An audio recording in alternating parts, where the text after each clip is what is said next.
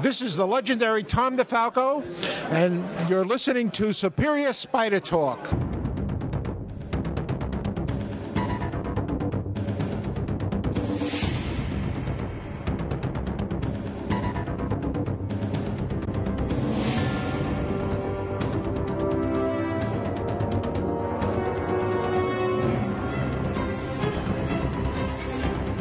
Hello, and welcome to the Superior Spider Talk. My name is Dan Gvozden, and I'm the editor of GrindMyReels.com. And I'm Mark Ginocchio, the editor of the Chasing Amazing blog. Thanks for joining us for the 10th episode of Superior Spider Talk. We hope you enjoy this podcast and that it provides an intelligent conversation between two fans and primarily collectors as we hope to look at the Spider-Man comic universe in a bit of a bigger picture. Yep, and episode 10 is yet another special Superior Spider Talk and Friends edition, and is one of the 5 podcasts we will be releasing over the next week, which includes interviews from the Connecticut Comic-Con event that we all attended on August 24th.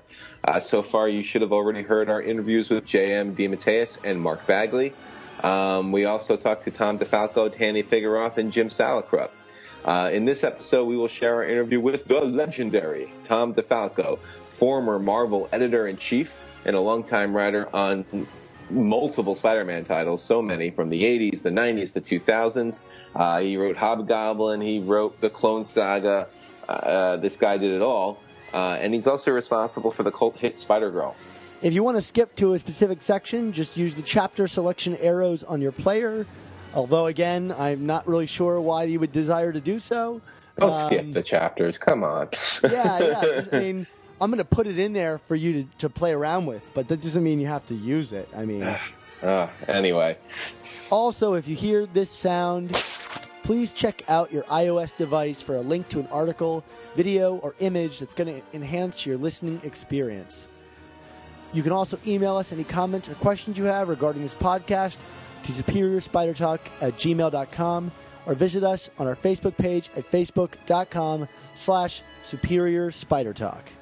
And boy, oh boy, Dan, do I love our Facebook page. Do you, Mark? Well, why don't you marry it?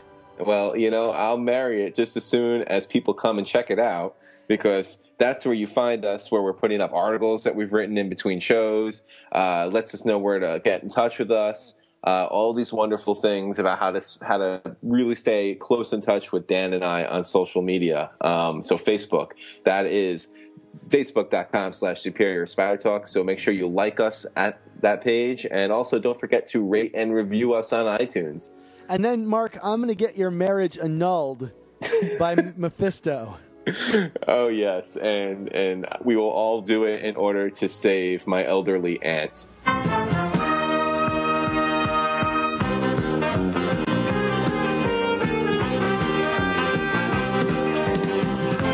Spider-Man and his amazing friends, Iceman and Firestar.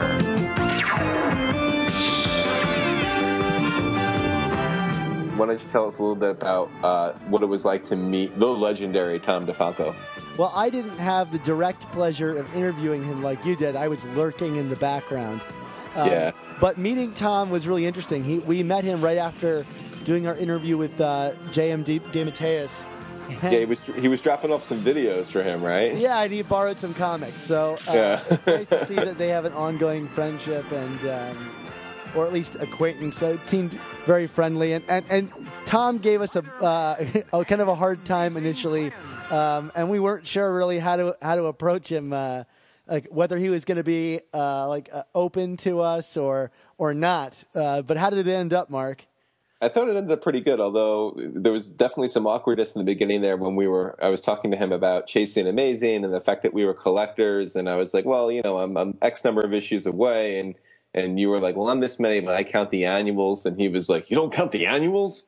Whatever, man. And I'm just like, oh boy. I was vindicated, Mark. I immediately felt a kinship with Tom DeFalco in that he validated my collection as being more complete than yours. Well, you know what? He's just coming at it from the editor-in-chief perspective. He just wants you to buy as many titles as possible. So what you're trying to say is I'm a sucker. There you go. One born every minute, and you're the one.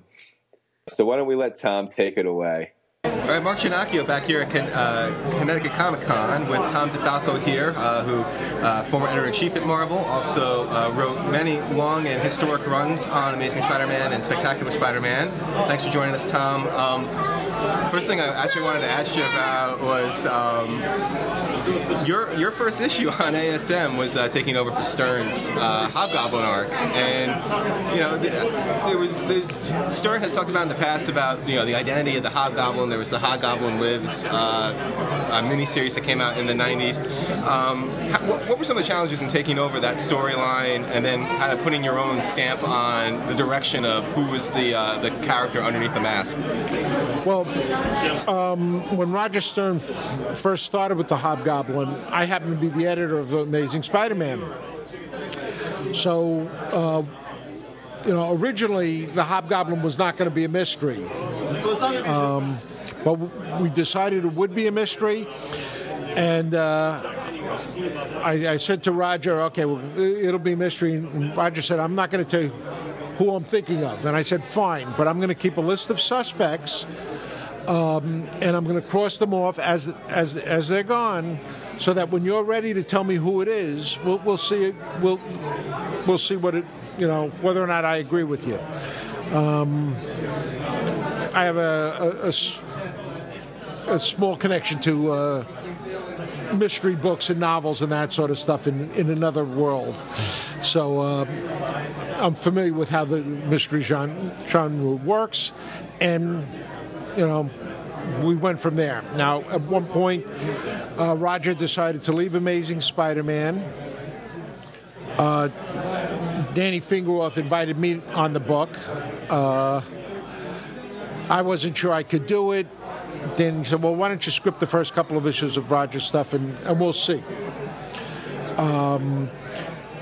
Once it was decided that I would do it, I said to Roger, "Okay, who did you think the Hobgoblin was?" And he told me who it was, and I said, his idea was it was Roger Kingsley, the evil twin. And I said, "Evil twin? You got to be kidding me!" I said, "Okay." I said, I may go in another direction," and then from then on, I had a whole other direction in mind.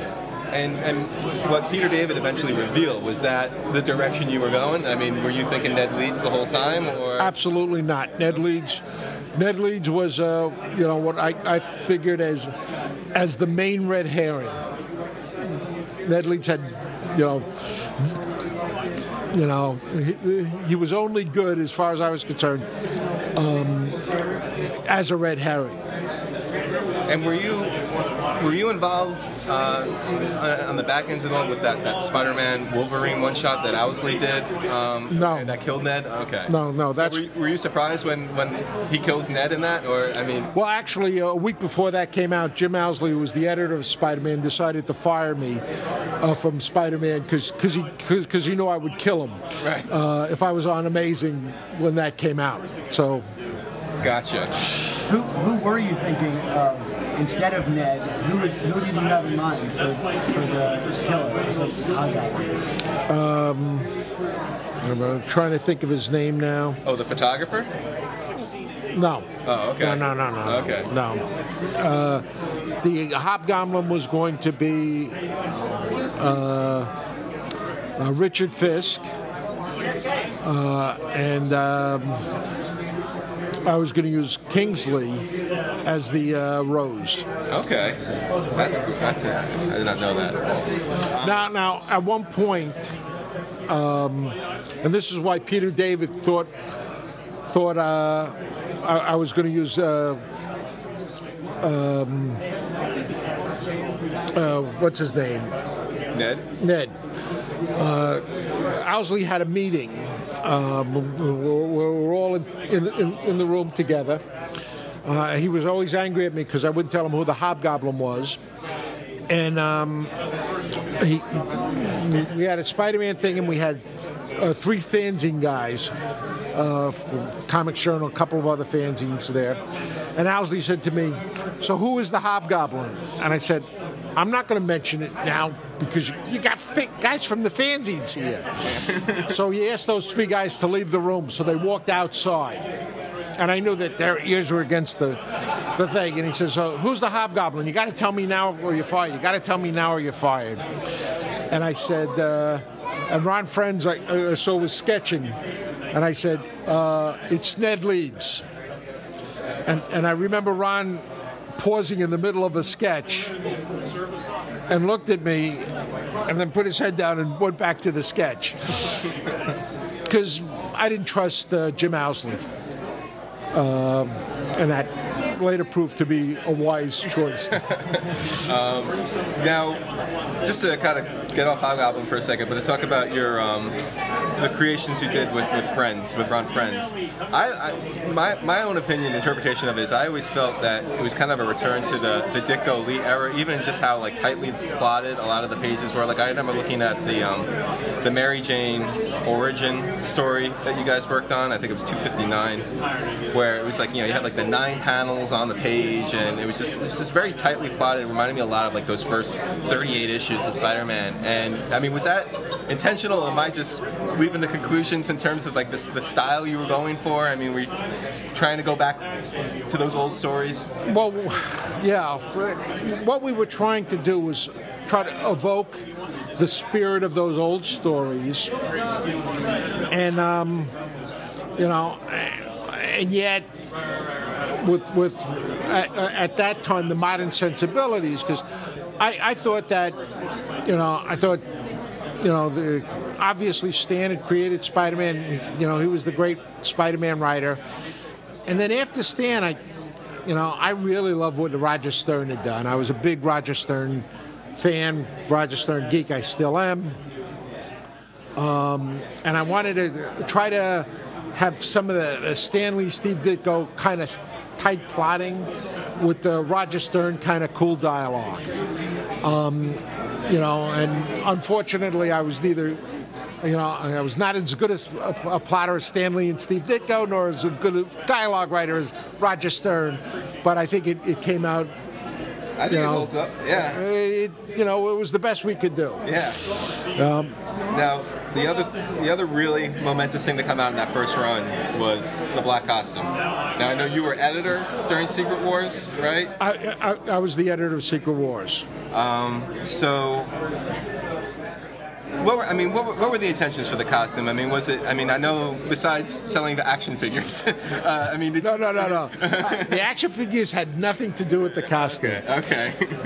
You know, a year or two earlier, somebody had sent Shooter a story in which Spider-Man gets a new costume, and the story Shooter bought the plot because he liked the idea of Spider-Man getting a new costume, but the actual story didn't work because the story basically the new costume gave Spider-Man, you know, he can stick to walls now, but now he can stick 25% better. Right. He's fast now, but now he's 25% faster, and it was like all these things that you know, when you looked at it, you tried to say, wait a minute, this is a comic book. Either he can stick to walls, you can't stick to walls. You can't stick faster. Right. So when I tried to get an actual story out of the guy, it just didn't work. Right.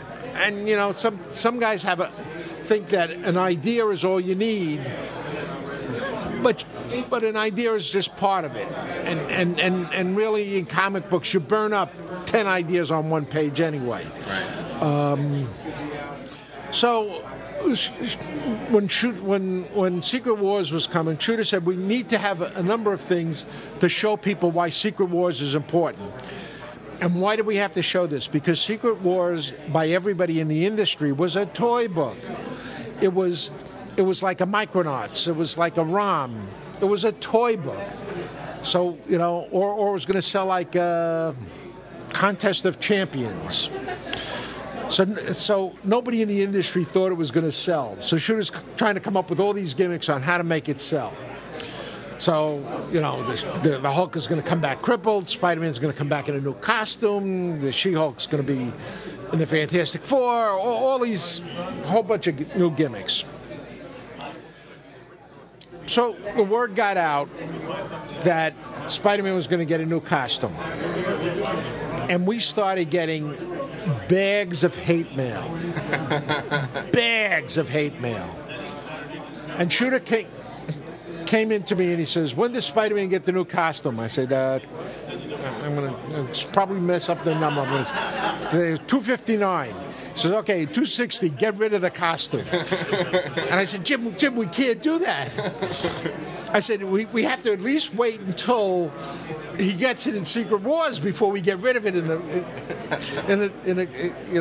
the series. And Shooter and I had a big argument, big discussion, and finally said, okay. Somehow or other, you have to make it work. So we worked out a story that the month after he gets it, the costume in Secret Wars, he loses the costume. But in between, everybody hated this idea of the Bach costume. They're saying all this hate mail. If Spider-Man gets a new costume, I'm going to quit. I'll never read Spider-Man again. I'll never read Marvel again. 259. We're pulling all these gimmicks to try to sell this toy book.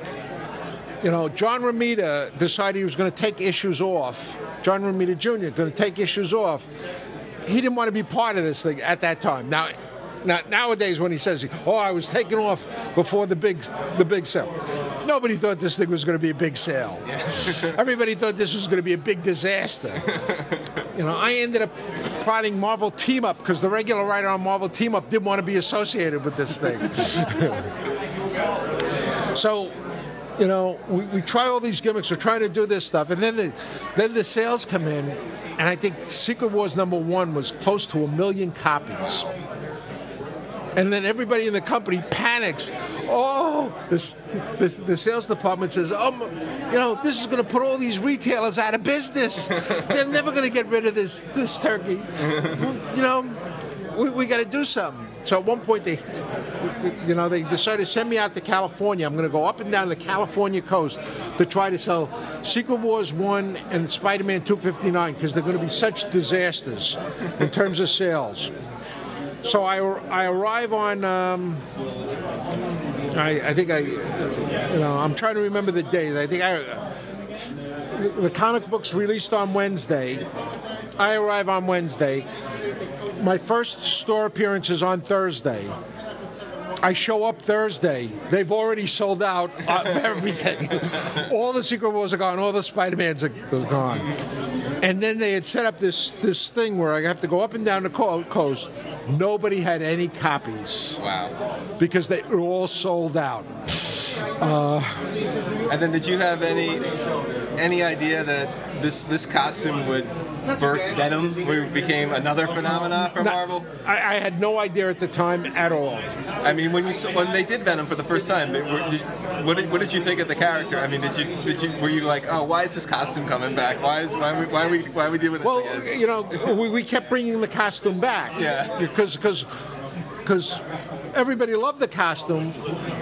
So we had this story where we're getting rid of the costume. Shooter comes in and says, don't get rid of the costume. I said, Jim, the issue is on the way to the print now. Bring it back. So the costume proved to be a very popular thing. Yeah. When Spider-Man 300 was coming, I remember talking to Mr. Salicrup there and saying, you got to do something big for 300. So we'll introduce a new supervillain. Then it's going to be Venom, the symbiote. The symbiote, this and that. And I remember looking going, Venom, the symbiote, what are you kidding me? It just goes to show the editor-in-chief never has any idea what's going to sell. Big success. Yeah. Big success. So fast-forwarding an era, let's talk about Clone Saga. And it's not to pile on Clone Saga, but you wrote the first, I think, Ben Reilly as Spider-Man, Amazing Spider-Man.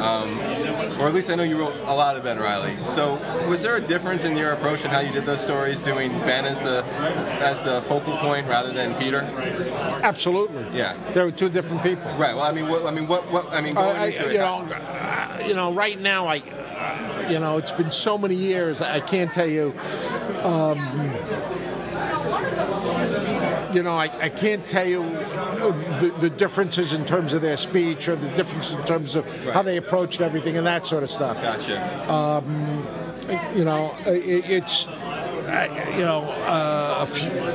I'm going to say 4 or 5 years ago, might have been longer. We did the Clone Saga, the real story, which I can tell you that story later on. But around that time, I then had to reread all of the Clone Saga stuff to remember the nuances between Ben and Peter. So I immersed myself in it, did those 5 issues, and then promptly forgot it all.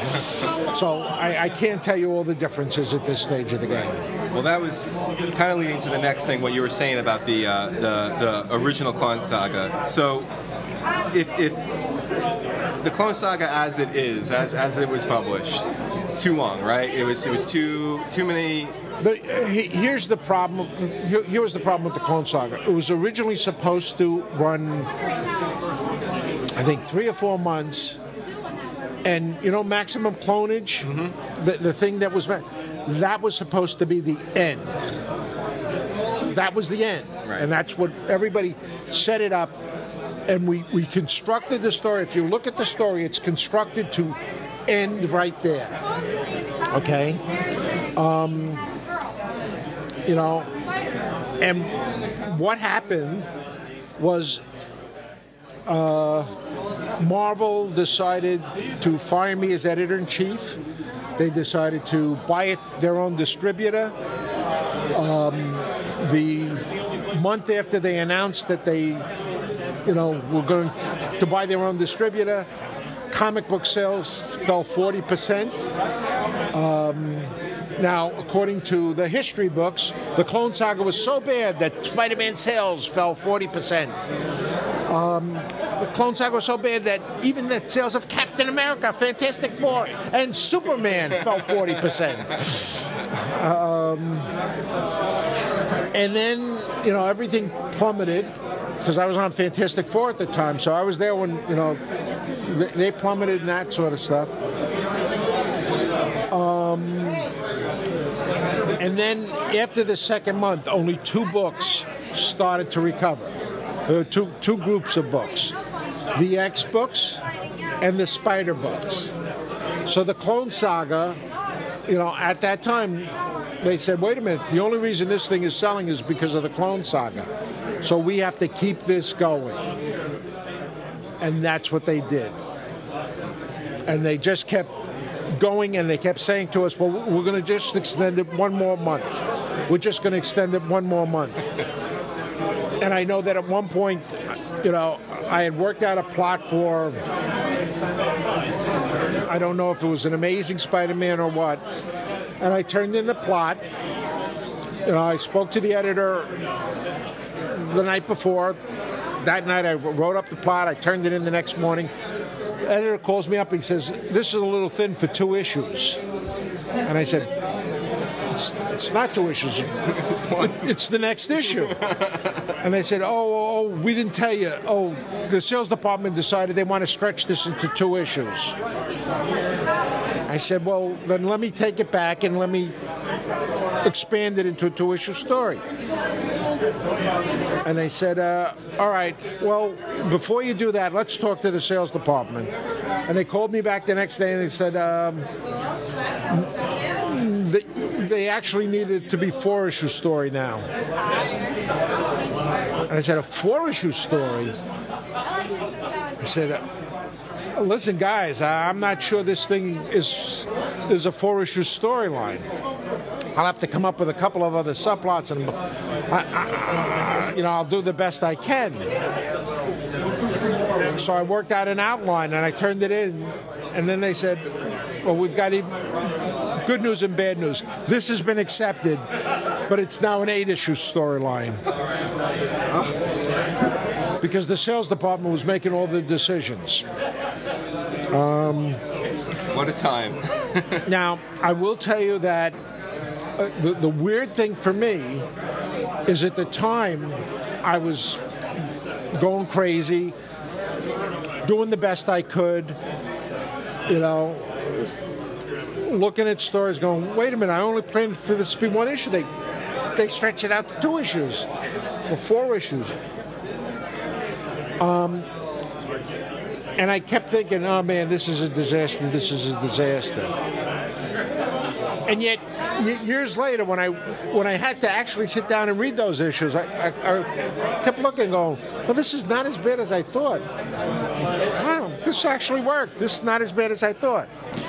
I've actually had that moment myself recently. I have been rereading those because, when I was growing up in the '90s, I never those comics. I mean, it wasn't even so much. It was the frequency of the stories. The fact that it was a weekly saga, and it was just too much. I was spending too much money on comic books. I was a teenager. I didn't, and I gave up on them. And now I've been going back and rereading them, and I'm like, why did I think this was so bad? It's not. It's just. I think it was just kind of more about the environment of the 90s, and you had the foil, the chromium, the holograms, the stories that went on for 30 chapters, and it's funny what hindsight does. Now, there was an issue there, and this was a turning point issue where Ben Reilly finds out, he's the real guy and Peter's the clone. Now, of course, Ben Reilly's best friend conducts the test. Right. Come on, guys. And in the course of that, Peter and Ben start fighting, and Peter is warning Mary Jane, stay back. And at one point, she reaches for him and he turns and he swats her. Yeah. Oh. Okay, this was, oh my God, Peter hit Mary Jane. Now, of course, this is the issue that's supposed to be the turning point where Peter does something to turn the readers against him. Okay, so he accidentally hits Mary Jane and this and that. How could you do this? How could you possibly have Peter hit Mary Jane? Oh, that's so horrible, this and that. And it is horrible, except how many of us have accidentally bopped somebody? Have turned and smacked somebody in the face that we certainly would not intend to? Have you ever elbowed your girlfriend, not intending to? Or you're talking and you turn around and you boom, that sort of thing. And this was Tom DeFalco wife beater. All right? And nobody could understand how it could possibly happen until they saw the movie Spider-Man 3. Yeah, okay. That's how it happens, guys. That's exactly how it happened. All right? So when you went back to redo or to kind of do that mini series, was it 5-6 years ago about was this like reliving a nightmare, or was this? Whose idea was that? This was Howard Mackey's idea. Howard Mackey the bum. All right? Howard Mackey is talking to Ralph Macchio. I'm going to tell you how that thing came around. All right, Howard Mackey is talking to Ralph Macchio, and they're talking about things. And he goes, and Howard says, I'm going through my old notebooks. I found the note, the plan for the original Clone Saga. And Howard says, you got the plans for the original Clone Saga? He says, yeah. He goes, wow, that's kind of cool. And Howard says, yeah. And then, they finish their conversation up, and Ralph then, for some reason, talks to Joe Quesada, calls Howard back. He says, hey, listen, Joe would really like to see that because we might want to redo, this on the original notes. And Howard says, hey, not so fast. Why should I give you my notes so you can assign it to somebody else? Says Tom and I are planning on making a proposal to do a limited series, and Ralph Macchio says, so you and Tom are planning on doing a limited series with this? Yeah. He says, let me talk to Joe. So he goes, talks to Joe. And he calls Howard back and says, listen, Joe's interested in seeing your proposal. Says, if you guys want to do it. He says, yeah, I got to talk to Tom. And Ralph says, you got to talk to Tom. Let me talk to Tom. And he hangs up and he calls me up. And I'm sitting at home, probably sleeping, I don't know. Maybe drunk, who knows. Having a pizza. And Ralph Macchio calls me up and he says, hey, I understand you and Howard are working on something. I said, me and Howard? And I said, Howard Mackey. He goes, yeah. I go, yeah, sure, we're working on something. I don't know what's going on. He says, so you guys are going to, you know, because he says, I was talking to Howard, he says, you're going to put a pitch together. Oh, yeah, we're going to put a pitch together. Yeah, the two of us. I'm thinking, I've got no idea what's going on. And Ralph says to me, okay, good. So you're going to do a pitch to do the original Clone Saga. And I said, the what? and Ralph says, I knew he was lying to me. And he hangs up the phone. So what the heck? So I call Howard, and Howard says, listen, I'm just talking to Ralph. I said, yeah, me too. He goes, they want us to do a proposal for the original Clone Saga, this and that. I said, why would we want to do that? He says, I have the original notes. I said, good, but why would we want to do that? And he says, come on, we'll do that. They're interested. I said, he says, come on, we'll work together again, because we hadn't worked together in years. We'll do it. We'll have a good time. I go, oh, God. Let me call Ralph back. So I call Ralph back. I said, I just talked to Howard. He says, are you going to do it? I said, yeah. Yeah, we're going to do it. He says, okay, the first plot is due in 3 weeks. He says, it's already been approved. I said, let me call Howard back. And that's how we did that. Now, naturally, because we did it in 6 issues, it was an abbreviated thing. But that essentially is what had been planned. Right. Well, Tom, we really do appreciate you taking the time. You want to let our listeners know what you're up to right now in comic book world or elsewhere or anything else? Well, plug away. Well, in the comic book world, nothing that I can talk about. And in the non-comic book world, more pizza? What? More pizza. I'm not, you know. In the non-comic book world, nothing. You know, I write under other names, so you know, and because I don't want Marvel or DC to take advantage of those names. Understood. You know, we'd rather pass on that. And you had a whole Spider podcast, and you didn't bring up the most important thing about Spider-Man. Okay. Spider-Girl. I actually have that question. Do you want to talk a little bit about the genesis of Spider-Girl? I just didn't want to take too much of your time here. Well, you already took up too much of my time. I'm just going to have to charge you extra. All right, the genesis of Spider-Girl is easy. A lot of times while I was working on the Clone Saga, like I said, I was not happy with the work and I was not happy with the situation. And we knew Mary Jane was pregnant. So I thought, what if they have a little girl and someday she grows up to be Spider-Girl? And I kept thinking about that. After I was taken off the Spider-Man books and that sort of stuff, I was assigned to write What If. So I thought, what if? What if Peter's daughter became Spider-Girl? What if there was a Spider-Girl? I called Ron Friends up and I said, hey, Ron, who was doing Superman at the time, I said, Ron, how'd you like to do a what if with me? And he goes, love to. What is it? I said, what if Peter and Mary Jane had a Spider-Girl? And he goes, what are you, out of your mind? I said, come on, it'll be a fun thing. And I started talking to him. We started working out a story of this. So he said, okay. So we came up with the story. We did it. Ron, because he is, an absolute professional, has to design all these characters, design what Mary Jane looks, design what Mayday looks like, everything else like that.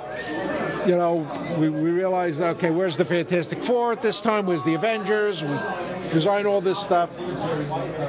And we do our issue of What If. And then we started to work on a Thor Thunderstrike What If.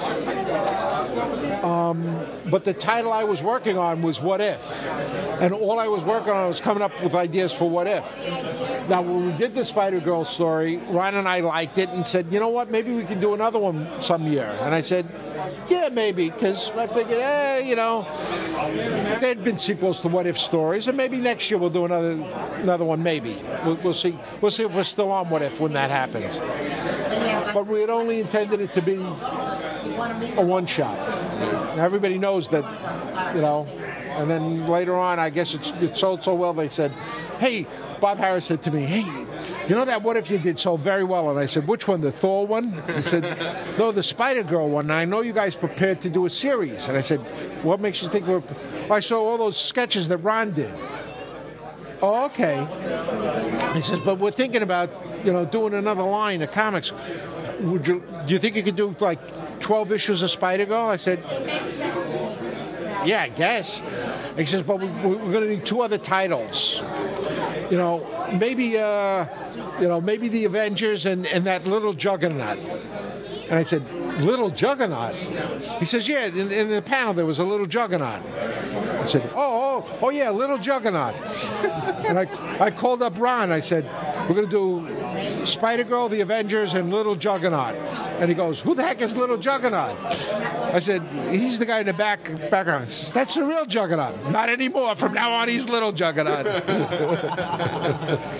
What do you attribute to the continuing success of that book? Because it lasted a long time for like a spin-off series. Like, what do you attribute to like what the fan base sees on that story? I think that we were doing something. You know, we were doing done-in-one stories that were based on characters that you wanted to spend time with. And I've always said to everybody, whenever you're doing a book, the characters have to be people you want to spend time with, because you as the creative people are going to be spending, months at a time working on these characters, and the readers, they have to want to spend time. So, it's what I do with every book is it's all character, and structure. You make characters that people care about, and then you give them real stories. And that's what we did. Now, you guys heard the rumors that Spider-Girl didn't sell, right? I guess, kind of. Yeah, did you believe those rumors? Well, they kept making them, so... Yeah, Spider-Girl didn't sell it, yet Marvel published it for 13 years because they're such swell guys. Come on! And there is a segment of the fan base that's very passionate about it. Yeah. Well, the Spider-Girl Digest books were Marvel's best-selling trade paperbacks. They sold so well that Marvel said, hey, we need to use that name for a brand new character, which didn't last 13 issues. That's a separate issue. Right. Well, Tom, again, thank you. I mean, I think, did we cover everything now? Or, well, I know not everything. We'd have to be here all day to cover everything, right? But one day, you think my legendary career you could cover in a single day? What are you guys, crazy? A whole weekend? Come on, you need months to cover my career. You let us know when. Thanks again, Tom. We really appreciate it. All right, thank you.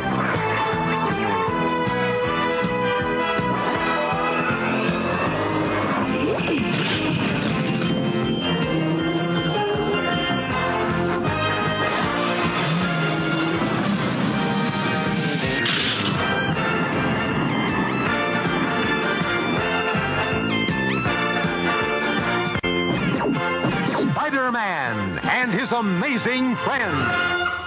So thanks again to the legendary Tom DeFalco for taking the time to speak to us, and please be on the lookout for all 5 of our Superior Spider Talk and Friends episodes as they get released in the near future, featuring all of our other interviews from the event.